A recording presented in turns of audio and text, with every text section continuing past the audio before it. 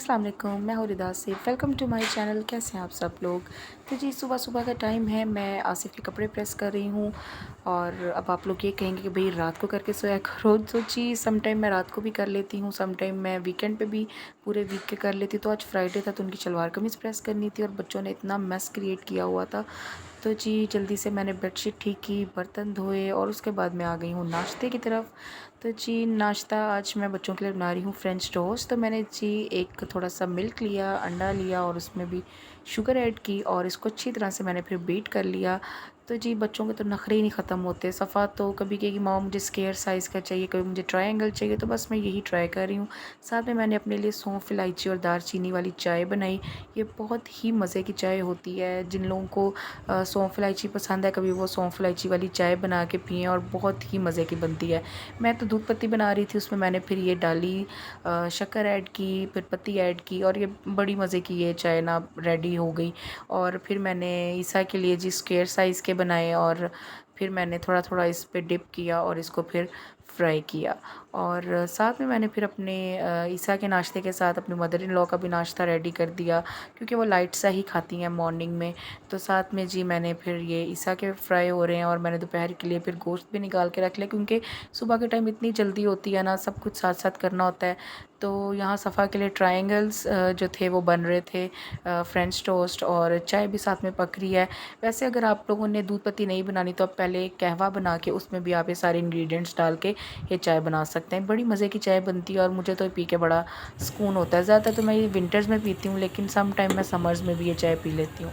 फिर जी बच्चों का नाश्ता रेडी और अपना चाय बन के उसके बाद फिर मैंने अपना अंडा बनाया और सारी इसकी यॉक ना ख़राब हो गई। खैर फिर मैंने उसके बाद ऑफ़िस का काम स्टार्ट किया और जी ऑफ़िस का काम करने के बाद फिर मुझे होता है कि दोबारा किचन में जाना है और फिर लंच रेडी करना है। तो ऑफ़िस का काम करने के बाद मैं फिर किचन में चली गई। यहाँ मैंने प्याज, टमाटर और लहसुन अदरक का पेस्ट और ग्रीन चिलीज़ जो थी वो मैंने ना गोश्त के अंदर डाल दी। मैंने कहा इन सब चीज़ों को ना मैं एक साथ रख देती हूँ।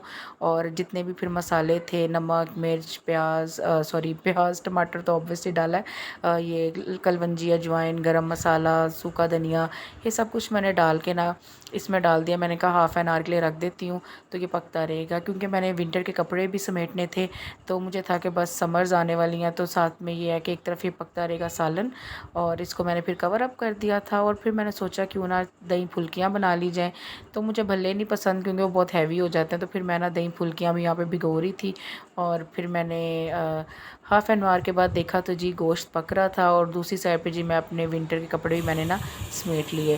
फिर उसके बाद जी ये गोश्त तो गल गया था। फिर इसको मैंने ऑयल डाल के अच्छी तरह से भूना, क्योंकि सबसे बेस्ट पार्ट होता है कि गोश्त को अच्छी तरह से भूना जाए, ताकि गोश्त की जो अपनी जो रॉ मीट की स्मेल होती है वो जो है ना बिल्कुल ना आए।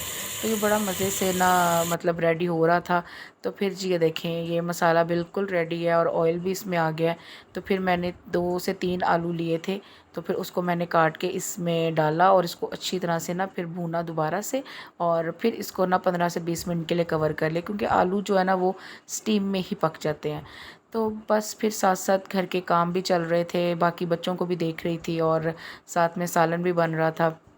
तो फिर जब मैंने अपने साथ साथ इसको कवर कर दिया और फिर अपने कपड़े शपड़े सारे समेट दिए, तो फिर जी उसके बाद शाम के टाइम फिर आसिफ़ के आने का भी टाइम हो रहा था। तो मैंने कहा क्यों ना सैलड बना ली जाए, और जो दही बल्लों को मैंने फुल्कियों को भिगोया हुआ था तो उसके बिना मैं ये कंप्लीट कर लूँ। तो फिर दही में मैंने थोड़ी सी चीनी, थोड़ा सा नमक और साथ में दूध की क्रीम जो है, फ्रेश मिल्क की क्रीम जो है वो मैंने इसमें ऐड की, ताकि दही में ना थोड़ा सा क्रीमी टेक्सचर आ जाए। और फिर साथ में मैंने जो है हरी मिर्चें और पुदीने की चटनी बना के रखी होती है, वो भी मैंने उसमें एक थोड़ा सा फ्रीज़ की होती है, वो मैंने थोड़ा सा इसमें ऐड करके और इसको अच्छी तरह से मिक्स किया। और फिर मैंने इसमें फुल्कियाँ डाल दी।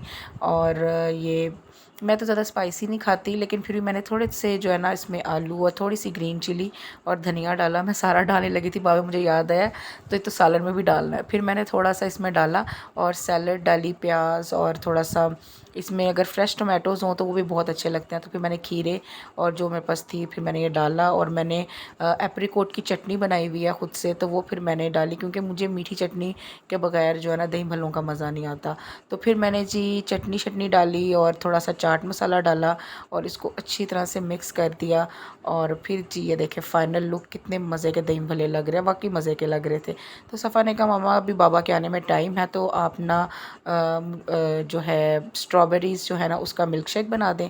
तो फिर जी मैंने 3-4 स्ट्रॉबेरीज़ ली और फुल फैट मिल्क लिया और उसको साथ में थोड़ी सी चीनी डाली और अच्छी तरह से इसको ब्लेंड करके इसका शेक बना लिया। सफ़ा कह रही थी मामा मुझे ना आप मग में सर्व करें और अच्छे तरीके से मुझे ना स्ट्रॉबेरी लगा के तो आप मुझे सर्व करें। फिर सफ़ा के लिए मैंने अलग से छोटे से मग में निकाल दिया और ये सफ़ा का शेक बन गया। और फिर जी हमारा आलू गोश्त भी रेडी हो गया, दही भल्ले भी, और फिर हम लोगों ने डिनर किया। डिनर करने के बाद फिर हम लोग चले गए बाहर बच्चों के लिए केक रस और रस लेने। तो हम लोग गए हैं जी यहाँ पे लाहौर की मशहूर जो मोची गेट की खलीफा बेकर्स है, यहाँ पे काफ़ी लोगों ने यहाँ की खताइयाँ और केक रस खाए होंगे जो कि बहुत ही फेमस है। तो जी ये है वो खलीफा बेकर्स, यहाँ से हम लोगों ने बच्चों के रस और केक रस लिए। और फिर जी ये थी मेरी आज की डेली रूटीन। होप सो आपको अच्छी लगी होगी। अपना ख्याल रखिएगा। अल्लाह हाफिज़।